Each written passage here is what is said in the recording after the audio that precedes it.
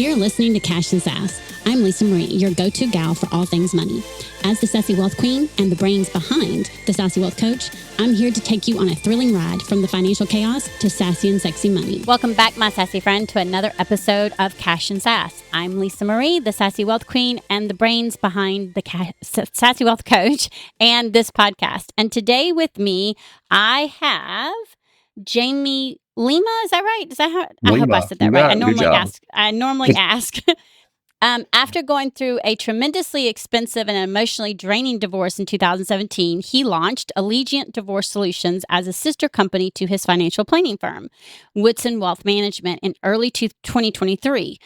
He recognized the challenges that people face as you decide how to handle your finances relating to divorce. And so looking back, there were mistakes that he'd made during his own divorce that could have been avoided, and if he'd had the support of a certified divorce financial analyst.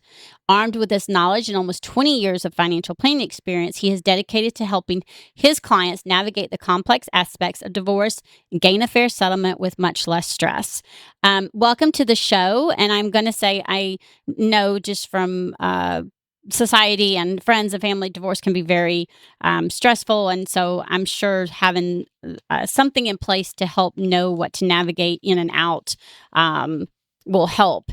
And of course, we all know why we're here, because we're going to talk all things money and mindset shift and wealth management and all of those things. And so before we went live here, one of the things I was talking to you about was the experience that you had early on and how that affected your mindset shift or affected your mindset, your money management, all those things. Can you tell us a little bit about that and then we can talk about how, the shifts you made? Yeah, absolutely. I think as you were doing the intro here, I really feel like there are three main things that have happened in my life so far that have really created this trajectory that I've been on, so to speak. And the first is when I was very young. I was 7 or 8 years old or so. My parents went through a divorce, and they were divorced very early on, and money was always an issue. Right? My dad worked 2 jobs. My mom worked multiple jobs, and I really could tell, even at an early age, that wow, this is heavy, right? And it put some pressure on me and even some stress on me, even though I was a young boy. And I remember vividly where I thinking at that time, like, if I ever have children one day, I want to ensure that they're never going to have the same level of stress and have the same experiences that I've had, right? And I don't know why I had that level of maturity at that point. Who knows? I was very, very young, but I remember distinctly thinking that to myself. And I feel like that's what really propelled me into the world of finance as I got older. I wasn't, and I don't want to, give you the wrong impression here, because I did not do very well in high school, and I goofed around a lot. But once I got into college, I straightened myself out, and I took things a little bit more seriously. But I had always wanted to have a focus on finance, probably because of those early experiences of just really, maybe gravitating to the thing that you don't have. Right? We didn't have any money, and that's just what I tend to gravitate to. And now I'm in being in the world of finance has put me in a position where, and if financial planning has put me in a position where I now help my clients avoid the same struggles and the stresses. Right. So I think that was the first thing. And then I spent about 10 or 15 years in this career, and I was at some big name firms along the way, many that you would recognize if I named them. And sometime after my divorce in 2017, which I'll come back to here in a second, but right around the time of the pandemic striking, late 2019, early 2020, I was with this big name firm, and I was recruited away by a smaller company here locally, still in the financial planning realm, but definitely a lot smaller than the big name company that I was with. And it took me about 6 months to actually make the decision. I did a ton of research, and I think I did a really good job of negotiating with the new companies on. And my job there was going to be multifaceted. I was going to do some financial planning. I was going to be, coaching and training some of the advisors on the team, and I was going to be doing things like webinars and seminars and things of that nature, try to generate more business. within 6 weeks of my tenure there, they completely changed the game on me. First off, they cut my salary by 60%. Right? 60%. Took a 60% haircut in my salary. And they basically told me that they don't want me to do any of these other things. All they wanted me to do was try to work and steal my clients from the other company that I was with.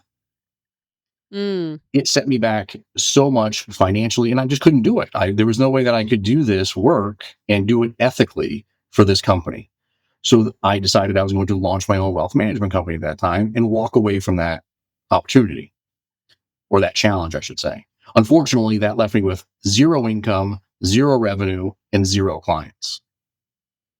So even so, I started my own wealth management company, and we've grown exponentially since. We've put one foot in front of the other, and one client at a time, and we built the firm over the last 4 years, where now I have other advisors working for me. I have a relationship manager who helps us out, so on. We've been growing. We have clients all over the country, so it's been a great experience. So that's the second thing. And then I think the third thing that we can talk about too is how my divorce in 2017 really propelled me into wanting to do financial planning for people going through divorce, and really making sure that they get through their divorce without leaving cash on the table, without making financial mistakes along the way, and making sure that they get their fair share. My divorce in 2017 was very ugly, very expensive, not by my own doing, but that's just how it was. And now I have an opportunity, because of all the experience that I've had, to help people from a financial planning perspective, and also help them through their divorce. So I know that was a long-winded answer to the question, but as I was thinking this through, I think there's good. 3 things that really propelled me into where I am today. Well, let's dive in first with the divorce, because I think that there are, as much as I think this is a subject people don't like to talk about, it is something that does happen. And so I think it's important. And I believe that if you are making sure that you're not leaving money on the table, and you're having these money conversations, which again, money shouldn't be a taboo conversation. It should be something we're talking about. And I think part of the problem that why it becomes such a pain, especially in a situation like that, is because we don't know how to talk about it. When we grow up, we're not supposed to talk about it. So then when it needs to be talked about, all that comes up is all the anger and frustration, and the scared, the fear and whatever. So can you share just a little bit of the vulnerability of what you went through and what you experienced from that? Well, there's a lot. The first thing I think my experience taught me is, I was in the world of finance for a very long time leading up to this, so I thought I had it all figured out. And even I made mistakes on my own divorce. One of the biggest mistakes I made was trying to rush the process just to get it over with. And I see this happen with clients that I work with today, where when you're paying an attorney, and because they just keep taking your money, and they're probably not doing a lot of work, for you, or it seems that they're not doing a lot of work for you, and they're trying to help you, get through the legal side of things, and just keep having to write a check to that attorney. It's very easy to say, just get me out of this. I want it over with. Where do I sign and move on? And that can jam you up pretty significantly. And it's not going to be and you can make mistakes doing that will mess you up for the next 5, 10, 20 years of your life. Right. And so I think one of the biggest takeaways is that even though it's painful, and even though it's an emotional, sometimes it's very emotional, and it's very stressful, and you have other things you want to think about, and there's kids involved and so on, you can't rush the process, because if you do, you can make some pretty significant financial mistakes along the way. And I think secondarily, what do you suggest? No, go ahead. Sorry. What do you suggest for people then that may find themselves in this situation, and money needs to be a conversation they're talking about, or, they're going through this thing, and they're having to have these conversations, like you're saying, not leave money on the table, right? How do you suggest it be approached so that things aren't rushed? And I think that the reason why I'm asking this is because I also think this can also pertain to business. I'm going to have a thing with this. Mm-hmm.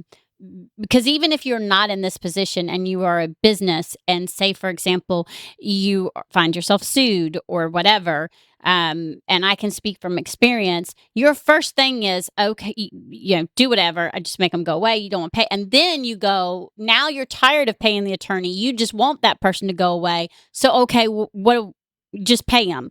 And sometimes we react instead of making sure or letting the attorney help make sure they're protecting us in that process. And then you can end up in a lot of trouble, and meaning it hurts you for years to come, like you're talking about. So I think it's twofold, not just divorce, but also in business. When we find ourselves in this type of situation. And as my coach says, if you have a successful business, at some point in time, you are going to have someone come after you. That is just the way it works. Whether it's a client who's not happy, whether you did something wrong or not, whatever that may be, something's going to happen. And I want to be able to make it twofold, which is why I'm asking. So, what in someone's in this situation? What do you suggest for them to be able to take that step back and make sure it's not being rushed? It's very difficult. It's very difficult. But and you mentioned you're a business coach. One of the things that I wish I would have done during my divorce is hire a divorce coach. I had no idea that these people existed. I had no idea that divorce coaches and all these, like all these support people were out here. One of the things that I do, and one of the things I recommend to all of our clients, and I say this in, on social media, I say it in my own podcast. You want to create team you. When you decide that you're going to get a divorce, you need to create team you. That's your family and friends who are very well in tune with the situation and are on your side and there to support you and there to pick you up when you've fallen down, because you will. A divorce coach can help you, or even a divorce coach, therapist. Most of them cross the boundaries of both realms. They can help you handle the emotional aspects of things and also understand the process. They can help you understand from filing the documents to going through mediation to court appearances and so on and so forth, and helping you understand what that's all going to feel like, so it's not a surprise. Because going through family court, the legal system is foreign to so many of us, and it creates a ton of anxiety. And then I mentioned the attorney. If you have an attorney and you think you're going to need an attorney, I wouldn't recommend them being the first call. I would recommend them being, a call that maybe later on in the process, or at least, maybe in the shortly after the process has begun. If you think you're going to need legal help, I would recommend an attorney. And then, of course, I'm biased, but I feel like having someone like myself help you handle the financial aspects of things is going to be ideal. So you're creating that team environment. You're putting people around you that are going to support you and are specialists in all these areas. And that will help you. It may sound counterintuitive to have to hire all these people through this process, but I promise you, if you have this financial specialist, the legal specialist, and the psychological specialist working together to help you navigate the decisions that you're going to have to make, I feel like you're going to have a much more positive outcome and probably a more positive experience all the way around.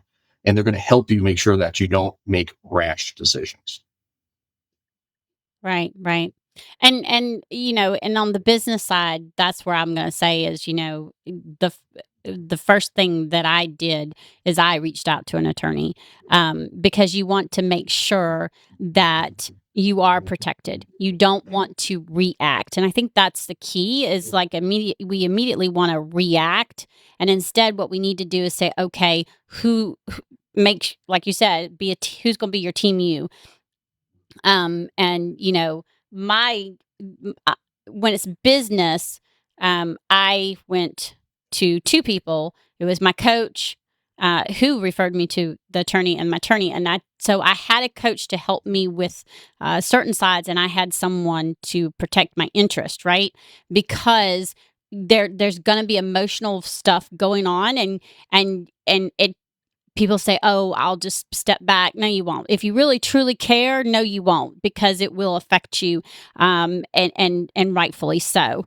And when you're talking personally in divorce, we can't say it doesn't affect us, because we're human. We have emotions, and we as humans tend to react with those instead of taking a step back. Our first thought is to react, right? Um, how do you help your clients? I think that's my question, because I think, how does a how do you, and having the certification that you have, having that certification with the financial, how are you able to, that's it was certified divorce financial analyst. So being the financial analyst, what exactly is it that you do that actually helps your client navigate these certain things when it comes to their money? Because, of course, they're going to be, way I see it is kind of like me. I'm a CFO and a wealth coach, so I combine the two. And what I tell my clients is, a lot of times they're so close in on it, they can't see the things, and I can come from the outside and literally look in their accounts and look at all their stuff, and I can put all these pieces of the puzzle together for them. Is in a sense, is that what you do? To some extent, yeah. Very first exercise we ask all of our clients to go through is to create is to it's a very not a very long exercise, but I think it's very super helpful. Is we create what's called a my priorities worksheet.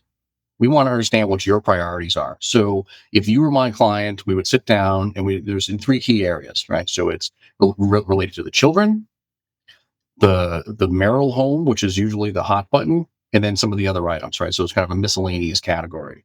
And what we want to understand related to each of those particular categories and some of the miscellaneous things that are come about, we want to understand what your priorities are. And just the exercise of taking a pen and writing that down, whether that's a 5-minute exercise or a 5-hour exercise of writing down in every one of those categories, like, my priority is, I want to make sure the kids go to the best schools. I want to make sure that their college is paid for. I want to make sure that their medical needs and their health benefits and things of that nature are all covered when the divorce is settled. We'll have you jot those things down in each of those categories. We also want you to go through and spend some time understanding and writing down what the other side's priorities are. Okay. So now, not only have we grounded you in the moment and put you in a position where you're like, okay, I just need to pause and take a beat and think through, it gives us a roadmap, and that becomes our true north when it's related to the goals and objectives that you have and the plan we're going to put in place for you. So probably like you do in your own engagements, it's, you meet with the client, you get an understanding of what their struggles are, what they want their future vision of the business to look like, and then Yep. you can put a roadmap Yeah. together to help them get there. Right? That's what we're doing. And that's exactly what I do. I was about to say is with the businesses, with my clients, their entrepreneurs or businesses. That's exactly what I do. Is I'll look at their situation. We will look at their money and see exactly what's going on with it, and then I get an idea. Okay, where are you struggling? What are your goals? What is the direction you want to go in? What are your desires? What do you want? Like you're saying, I get them grounded, and I tell them, it does not matter how big or how small, right? At this moment, I need you centered on what exactly it is you want, because then we can put that, like you said, it's our true north. That's when you can put that roadmap together to help you get there. So and that's why I asked, because I think it's important for the listeners to understand that this is the reason why knowing our numbers and knowing what's going on with our money is so important. This is one of the reasons why money shouldn't be a taboo subject, because in a situation like this, it's gonna have to be talked about. You don't have a choice, right? And having someone be able to, who is from here while you're in it, be able to help you get grounded and see, and then help get you in the direction that you want to go in. Whereas without someone, you basically are spinning in circles, and the only thing that's happening is smoke is coming out of everybody's heads because they're they're yelling and screaming and, they're infuriated. And again, it's all the emotions, right? Because we have to be able to take some of the emotions out. And that's whether it's in business or personal. When we're so emotionally in it and we're struggling emotionally in it with the money, it's hard for us to see certain things. And so my invitation to all of you that are listening is, if you are in a situation or if you know someone's in a situation, is to, hey, it doesn't hurt to talk to someone and see if they can help you. Okay. That's my biggest, huge advice. And the second thing is, if it's your business, again, whether it's me or someone else, talk to somebody, because again, it doesn't hurt. You know, I'm pretty sure you probably have the testimonials and all that you've been able to help navigate them from one extreme and get them to where it's at least a more peaceful transition than it normally would have been, because now they can see, okay, this is how we can get there, right? Absolutely. We work with some people that they're in a pretty bad situation. Yeah, and I'm just I'll put this out there, and this is nothing against men, being one of them, but the reality is that about 99% of the clients that we work with are women, mostly stay-at-home moms, mostly the ones that have not had they haven't had their hands on the financial role. They haven't been the CFO of the home, right? They've stayed at home, they've taken care of the kids while the husband worked. Not being sexist here, that's just the majority of the cases that we work on, that's exactly how it's unfolded. And we have some of them that we're dealing with things like financial abuse. They're dealing with domestic violence. I have a gal I'm working with right now who's living in a shelter. There's just some very, very challenging situations out there. And even those people who are struggling to make it recognize the value that working with somebody like myself and other members of my team in this particular role, there's a lot of value there, because they may not have the money to be able to hire an attorney, but they can come in. We're significantly less expensive than an attorney. Our hourly rate is about half of what attorneys charge, and our retainer is a third of what most attorneys charge. And then we can be there to support them and help them make good financial decisions to put them on a path moving forward that's going to hopefully improve their lives. And we just have to figure out how to help them through the legal side, which there's a lot of self-help organizations out there and pro bono companies that will do that work for them. Yeah, I mean, it's just very sad, and that why this is why I do the work that I do. I was raised effectively by a single mother. My dad, wasn't around a lot. He was around, but he wasn't around a lot. So my mom had to carry that burden, and he was off working 2 jobs and struggling to keep a roof over our heads while she was doing that. And I have a soft spot in my heart for women that are going through this, and we're just doing our best to try to help them all. Unfortunately, I'm only one person. Well, I mean, I think it's really important too. This is one of the reasons why I'm so passionate and on such a mission with my podcast, because whether you need to or not, I want women to be able to stand on their own 2 feet and be empowered by money. And when you've, again, and I'm going to say this, if you're a stay-at-home mom, honey, you work harder than anybody in this entire world, and I don't care what anyone else says. I'm a mom of 2 kids, and I've not been a stay-at-home mom because I worked in corporate for years before I started my business, before I got let go and started my business. And I know without a doubt that the work that, stay-at-home moms do is not, I know the work as a mom is nonstop. What we literally, there's no days off. And a stay-at-home mom is even more so. And I think it's really, really important for us to realize that we need to have these money conversations. Women especially need to understand what's going on with money, be educated, and make sure that we're educating our children so that if something ever was to happen, they've got the knowledge and the power to be empowered by their money. Because the only way to stop the scarcity mindset and that lack mindset and be empowered by our money is for us to do something now and be able to pass it on generation to generation. I don't wish any of what your clients are going through on anybody. And I'm very thankful that there is someone out there like you that can help them and then be able to feel like they've got support. Because I also know my mom was a single mom, and my father was hardly ever around, and I know firsthand that was back in the day before they actually went after the fathers for the stuff. And Mhm. they do now more so than they did back then, but that was in the day where they really didn't do that. And so and she, again, money wasn't a conversation, so she didn't know how to do it. So she was Mhm. working long hours, knee deep, trying to keep a roof over our heads, those kind of things. Mhm. So I really think that if you get anything out of this, one, it's just don't be afraid to ask for help.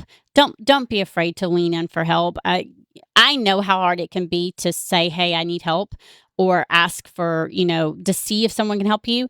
And I also know how empowering it can be to know you have help. Um, you have a free offer for our listeners, and I would like you to let us know what that is, so that we can share it with them. Absolutely. One of the and by the way, I could not agree more with what you just said there. I've been doing this work almost 20 years now.